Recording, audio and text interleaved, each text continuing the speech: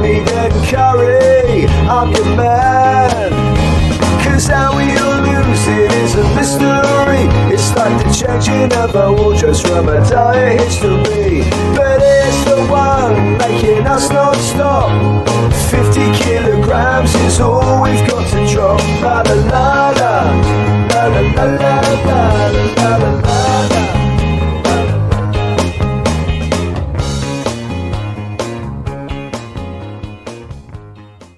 Welcome, welcome, welcome to the brave men from Great Britain. What's up with you guys? Tell me. I brag about you guys all the time on my meetings. So I've been bragging about you a lot lately, Mike, as well. So I think it's two-way street here. We had a catch up with the other guys. I don't know what you call this, but they were talking through their diets, and where I'm so kind of indoctrinated into this now, I couldn't really listen to what they were saying, which is wrong, right? Because it probably does work for them. no, it doesn't. But go ahead. This is what I kept feeling like it. I kept thinking everything they said. I was like, not gonna work, not gonna work. Welcome to my world. Yeah, I'm gonna calorie count. I was like, yeah, bollocks to that. It's not gonna work. Yeah, I don't know. You've done something to me, Mike.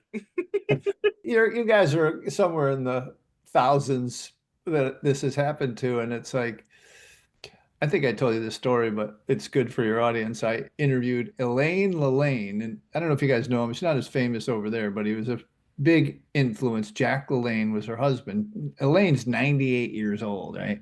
99 by now. And she's about ready to give me 10 push-ups, I was like, no, Elaine. She's in her chair doing leg lifts, in the Zoom, right?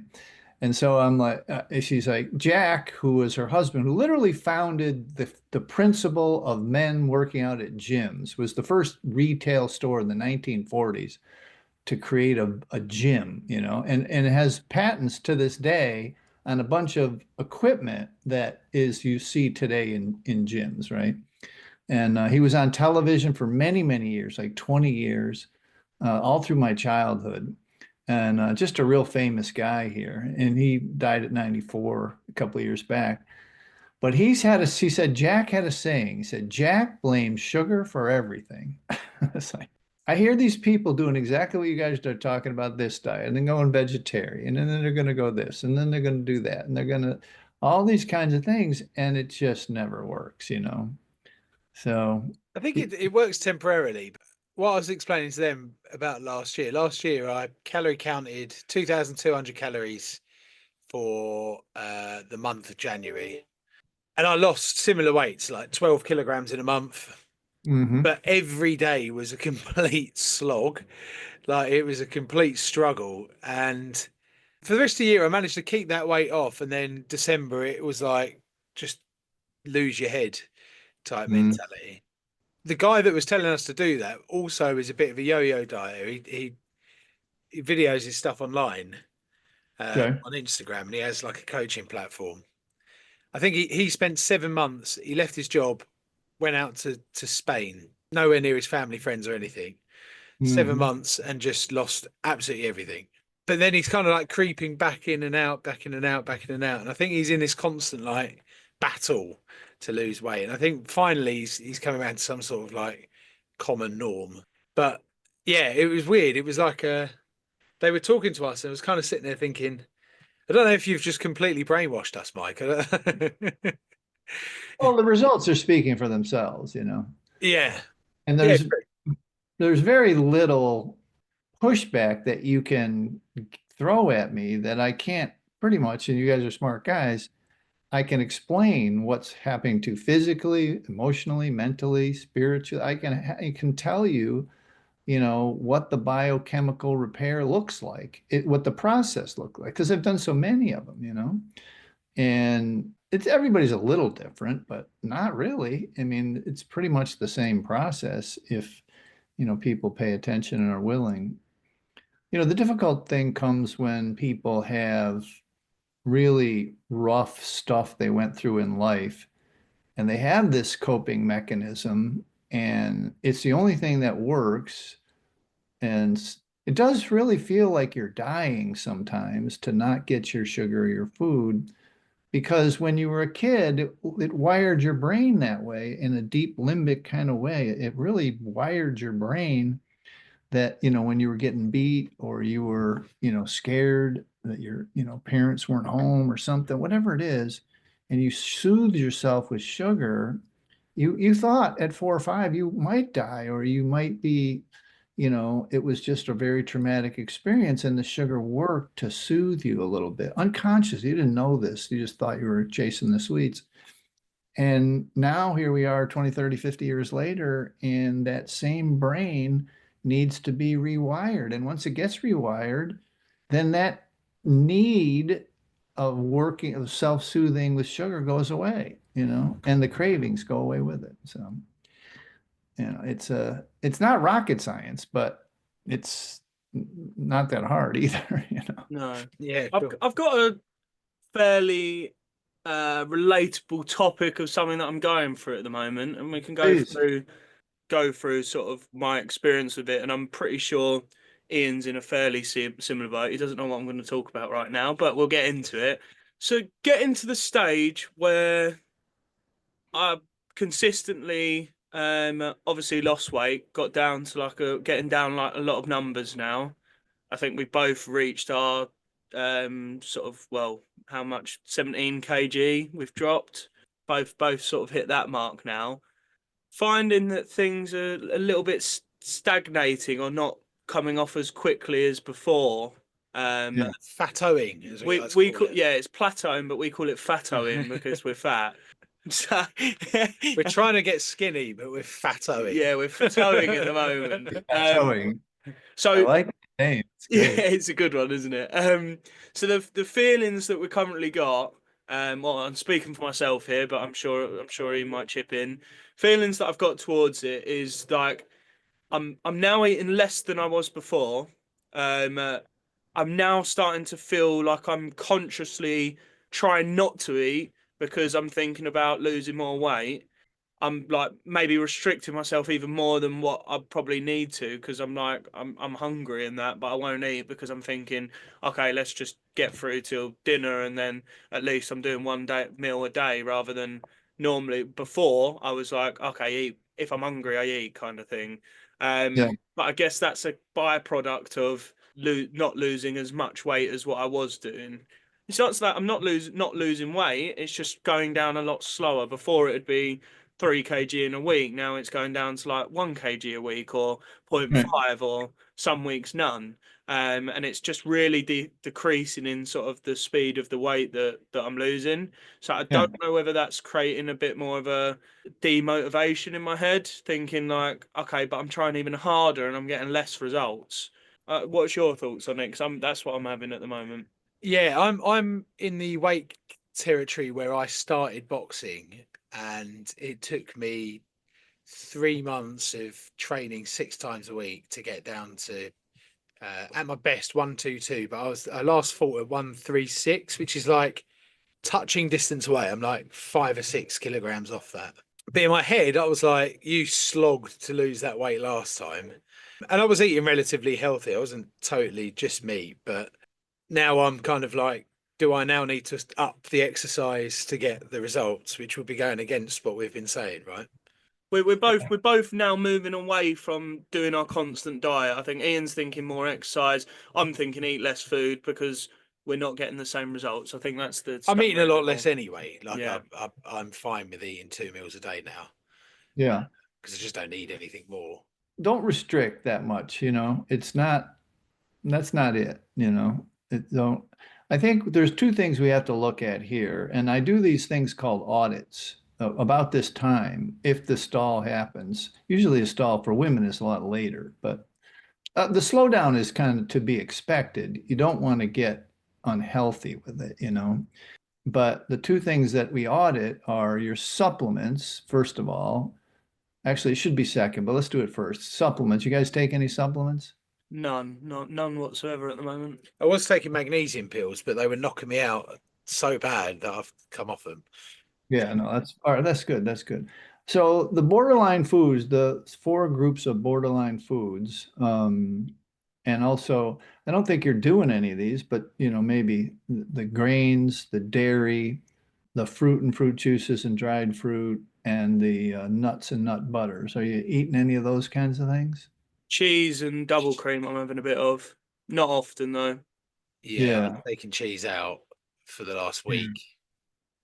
Yes, cheese will hold the weight a little bit, but cheese is probably the less of all of them. Probably not going to kill you. I've done that from the start, the cheese. So obviously I was losing tons of weight, probably having way more cheese. Like, let's Yeah, say over the course of a week, so 7 days, I would have, at the start, I was having maybe 5 to 6 dinners a week, included some sort of cheese, whether that be grated on it or like a block of cheese on the side or whatever. Now yeah, I'm probably limiting like how I treat it like a rewards kind of thing. Like if I have a cheesy double cream sauce with a steak, it'll be like once a week now. Or like maybe grate a little bit of parmesan on my eggs or something. So I've reduced it massively, but yeah, it's that's the only borderline food that I've touched the whole diet. yeah. I mean, it could. You could be sensitive. I'm kind of sensitive to it. So you could be a little sensitive to it, meaning that it would hold the weight a little bit.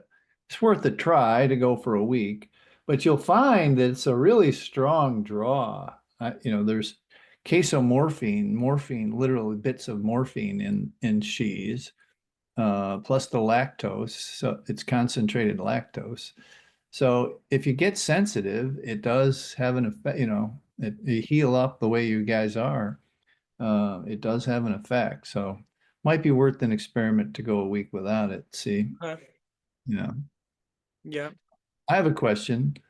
Is this a blemish or is this you got a shot in the eye or what's the deal there? No, so I've come up with this on my Okay. I've got a nose. spot in my nose. I've come up with like a really weird sore there, and it's like an under the spot like spot an under the skin spot on my eye that's popped up. Yeah, I had one Um, there. and bear in mind my skin has been incredibly clear for the last 4 or 5 weeks. I've not had one blemish at all spots completely clear. I've not had any, and then suddenly I've come up with two really weird. They don't even feel like Okay, so spots. I'm going to throw you a curveball, and I'm going to be really excited about this because you are reaching deeper levels of detox now. This is you're mining, if you will. It's the best word I can come up with. You're mining deep levels of fat that has toxins in it, and it's just another exit point. So it's a good thing, and don't worry. Okay. Yeah, Yeah, I was thinking like it started making me question whether I've maybe eaten something with sugar and it's brought me up with spots by accident or something. But no. I couldn't think of anything that I'd eaten or I mean I wash every day and wash my face twice a day, so I was thinking I've not turned into a dirty bastard or anything. But It's like I'm dying as a kid at the gym. There's just this need in me right now. He was probably I don't know, 15, 16, 18, I don't know, a young guy. And acting really, really bad acting. He's at the mirror and he's putting his medicine on or whatever. And I'm like, I didn't do it, but I want to start just saying it's sugar. You know what I mean? yeah. And I want to have some kind of program for, teens and sugar, which may accomplish my goal of getting this program down to childbearing age women. If I can make the connection with teens and sugar, you know what I mean? And so, yeah, it's definitely sugar, and now if you're overweight, as you detox, that happens all the time. Rashes, acne, little pimples, whatever. It's not a big deal. It goes away. Okay, just revisiting then the slower losing weight side of things. Yeah. What does that mean for us? What like are we in a position where we are thinking, okay, up the exercise, eat less, or we're trying to change things now to like keep it going down as quickly as it was before? What's your thoughts around all It of won't that? be it won't be as healthy. That first pop is just it's also just real quick, the fatty liver that you probably had was not diagnosed, and that's toxic and that's coming out. So that's causing the acne too. And as the liver heals, but no, don't restrict. Restricting is only going to cause you, anxiety, and it's only, don't restrict. Just eat till you're satiated with the right foods and do your exercise, you'll be fine. I'm happy. I mean, a kilogram a week is a lot. That's 2.5 pounds, 2 pounds a day, a week. That's 100 pounds in a year. That's perfect. You know what I mean? It'll be healthy. It's like that first pop of a bunch coming off was just the abuse of the drug, the sugar and stuff. So you're fine. I mean, you don't want to do it too much faster, to be honest. You don't want to keep up that pace of 2 or 3 a week. That's not going to work. So That's the I same with other wouldn't, diets as well, isn't it? Usually, like the line goes down and then back yeah, again. I wouldn't stress about it at all. Okay, good. Yeah, I just needed that.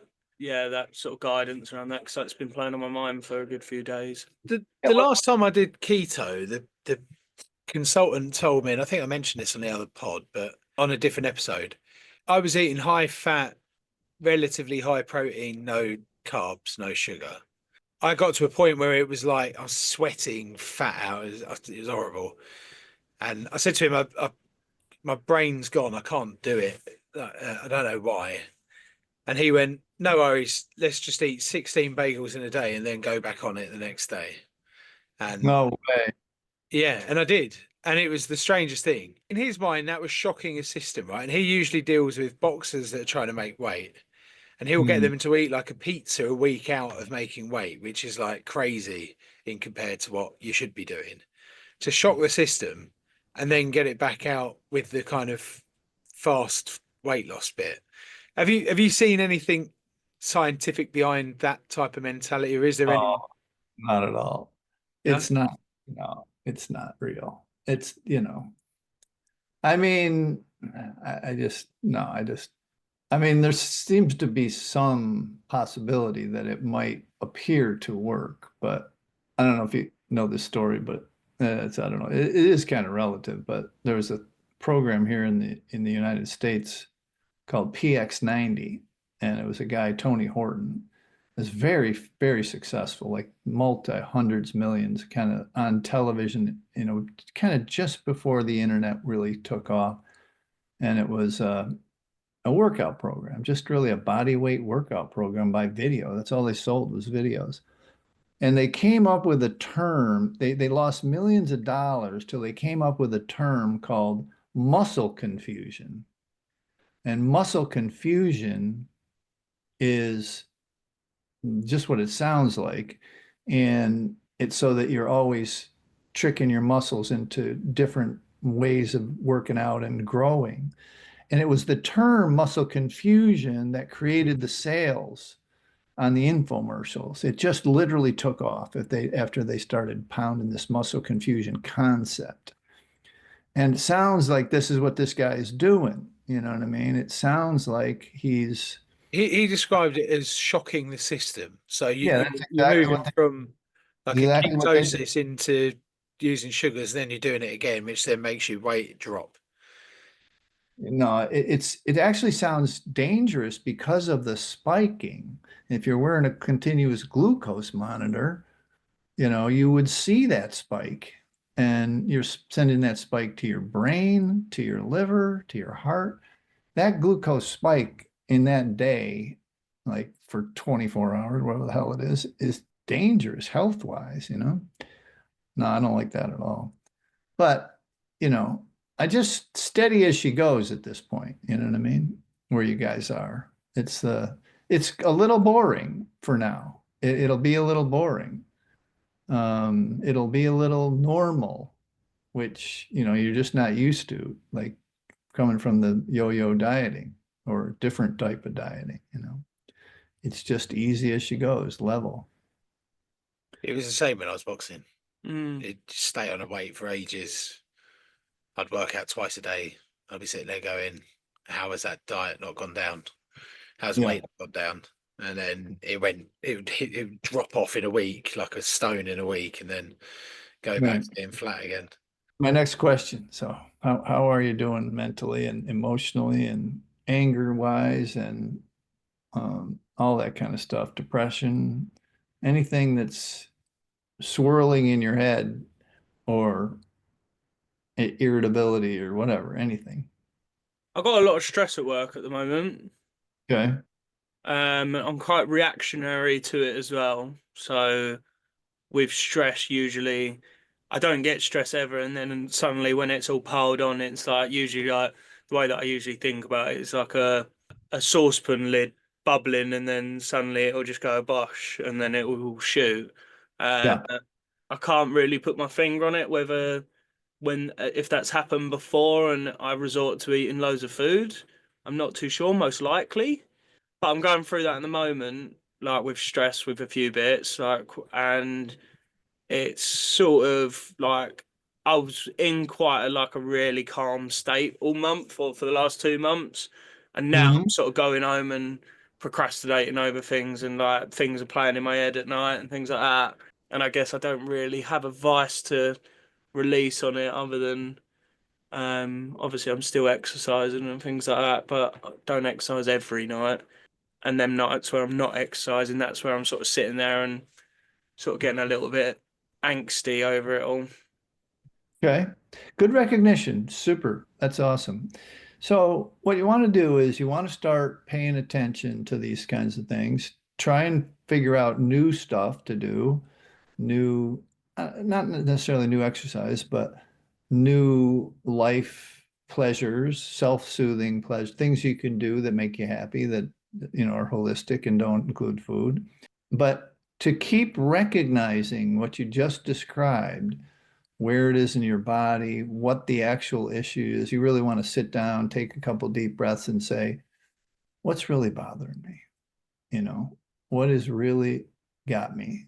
Is it this one person at work? Is it this one project?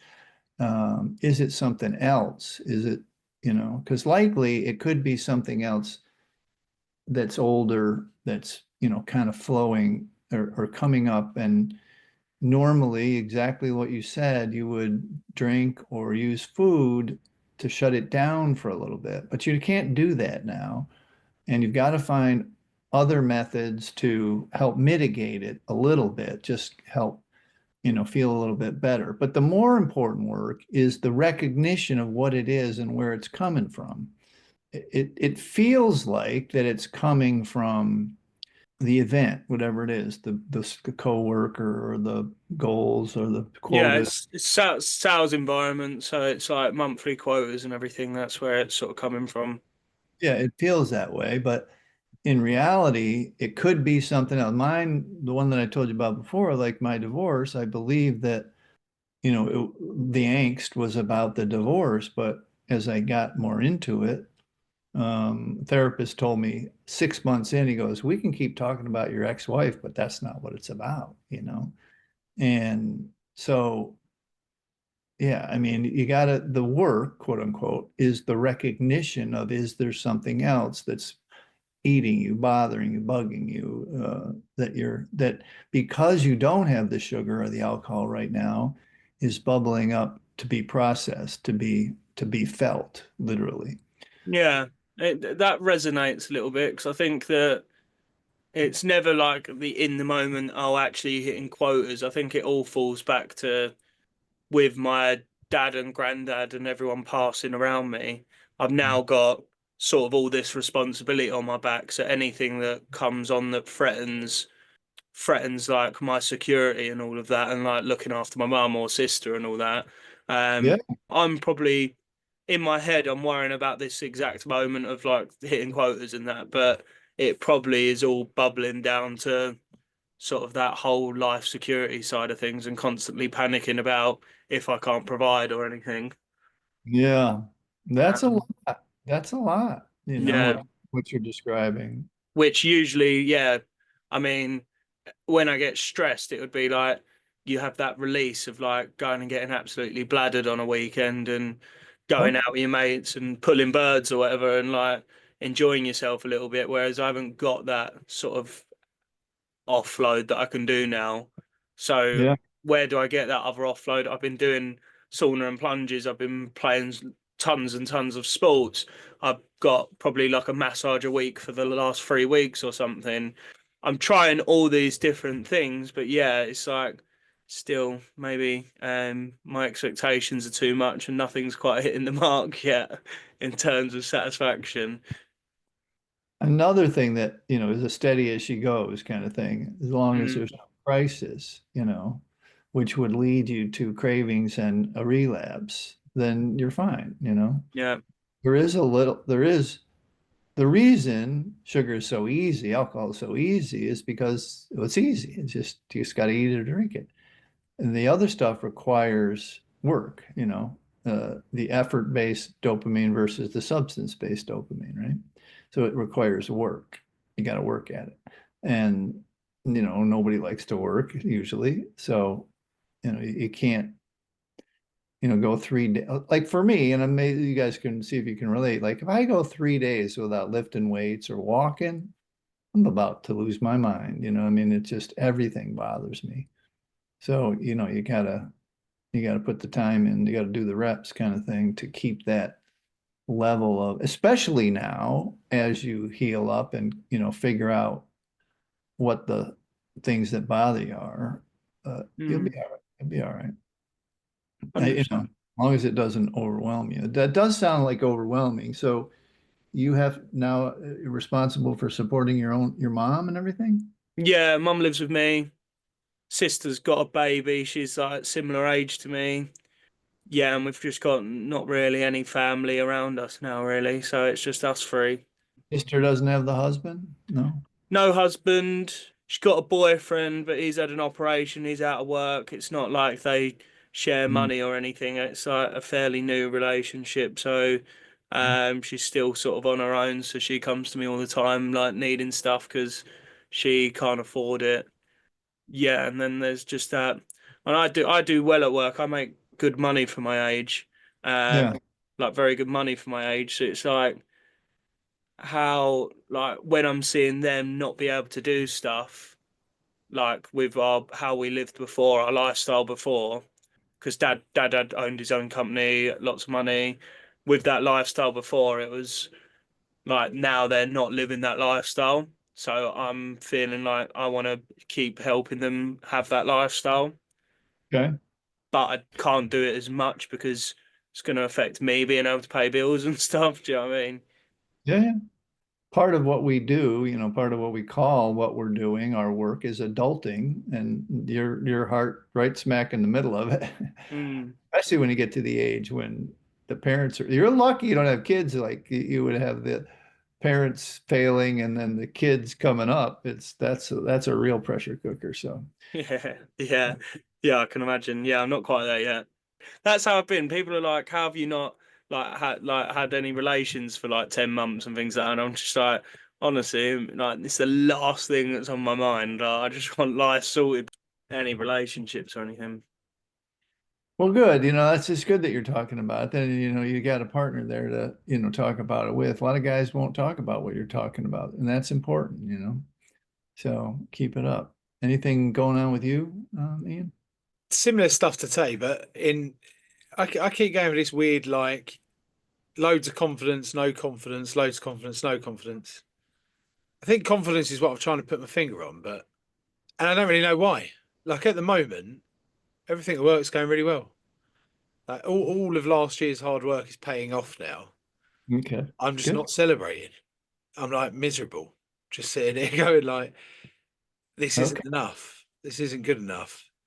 And it's like a confidence thing. I think I've got it's weird. It's like, and I noticed it when I'm playing sport. Weirdly, I'm playing a lot of darts at the moment, and I'm playing darts better than I've ever played. And darts is meant to be a sport, and you are genuinely better after a couple of beers. You are genuinely. There's science behind that, I'm sure. And being playing sober, I've been playing in the league. I've been playing well, but the first like 6 or 7 legs, I'm flying, and then all my confidence just falls off the face of the earth, and then it's back. Then it's a real struggle to go over the line. But I Mm. don't know why. Like I don't know why that's happening. So there's other things as well where I've noticed it. I just can't put my finger on why. That's keep delving. Again, sit down, a couple deep breaths, see like what's really going on. Just ask the question, what's really going on? And a lot of it really is you don't have the beer, you don't have the sugar, you don't have a numbing So I don't want to call it an existential question, but it is. It's a common question that people ask themselves, or the confidence level. Um, so, you know, now you've got to work through it naked, like with none of this stuff. And that's again where the work is. That's keep asking the question back and forth. And then eventually it smooths out, it smooths out. So you're not like, it's not unusual at all, the whole, what do you call it? Self-doubt. Yeah, self-doubt, but the imposter syndrome thing. Yeah, maybe that. Yeah. Yeah, it's Yeah. kind of like, and again, in any early recovery from any addiction, that's pretty common. It's like, what have I done with my life? Where am I? Blah, blah, blah. Things are going well, can't celebrate, don't feel good, you know, and then it evens out. It's like a pendulum. So, like, again, steady as she goes, but keep digging in to the process. Like, don't let it go and pick up some other addiction, Don't be boxing 5 nights a week or whatever, don't pick up something different, you know, that can create dopamine, a process, you won't be doing substances, but whatever. So just like Taylor, you guys you're digging into the questioning of your own feelings, not your own thoughts, but your own feelings, and being able to recognize them both in your body and what they are and where they're coming from. That's what like one of the most influential people in my life, this woman, Ann Wilson Schaff, calls living in process. Like you're living in this understanding of what's going on with you. You're not like pushing it off with drugs and alcohol or relationships or women or whatever, any other kind of addiction, gambling, You're actually facing it. And you come to terms with whatever it is. It's not good, it's not bad, it just is, and you just gotta, understand it. So yeah.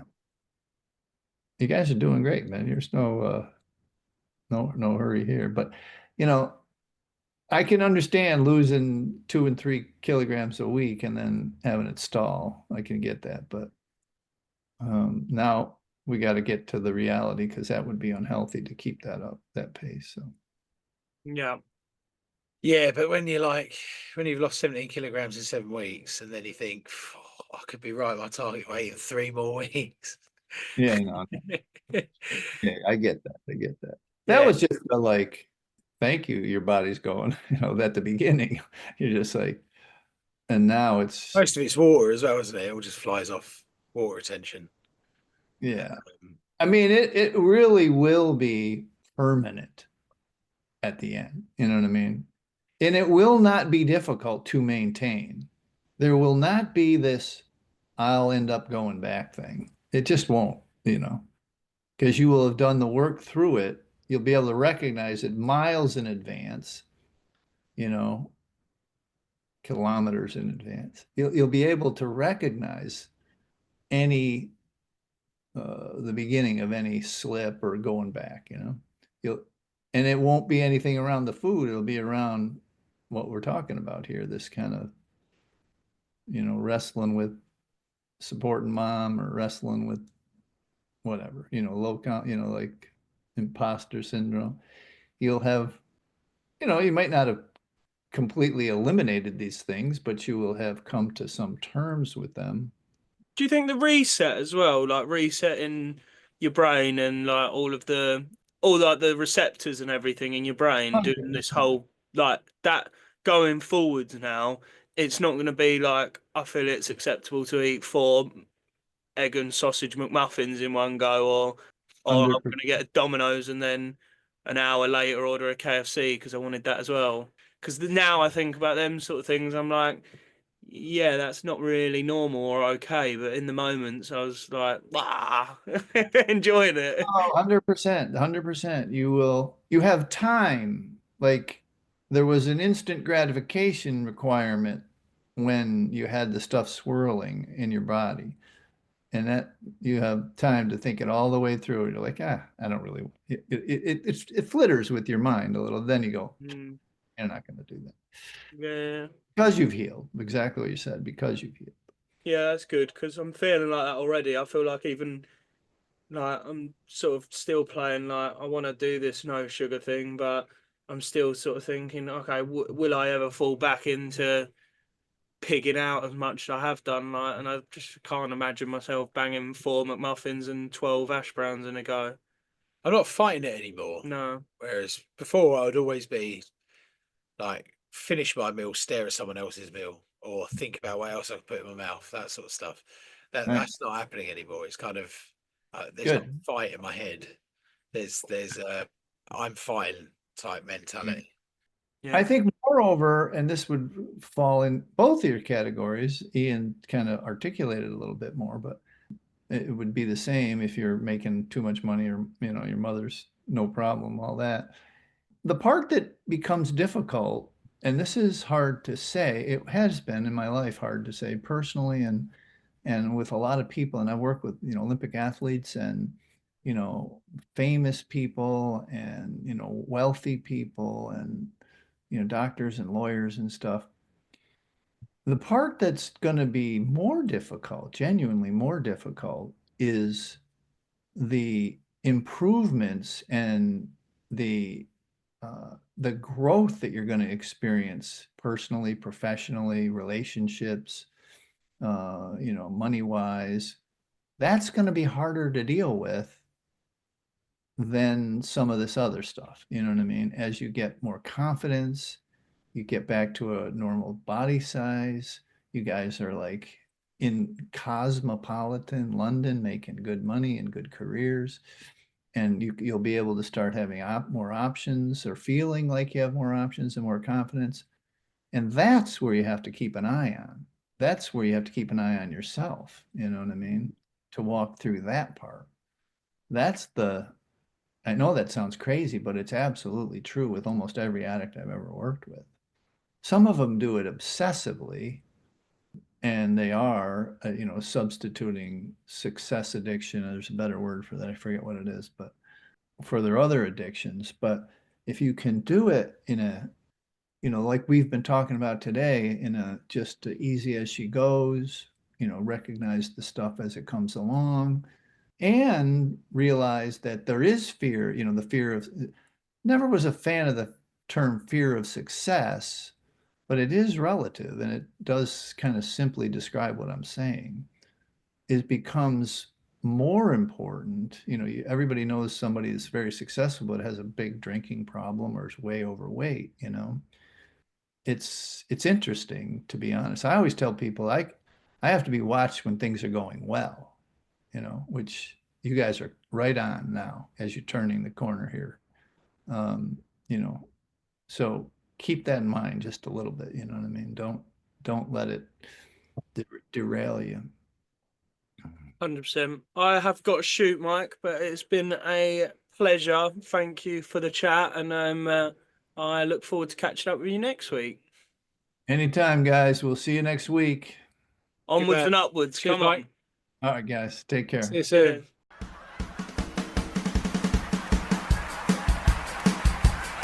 We've got some diet plans, health scans, sugar bans, fitness fans, PTs, injuries, laying off the Chinese, ball games, gym chains, protein gains and skin tight tops, and we ain't gonna stop until we hit the 50k. Drop, drop, drop, drop, drop, drop, drop. No excess fat, no FAT, no curry back, no guarantee. Rough or buff, lean on me. We'll end up as fit as a bear.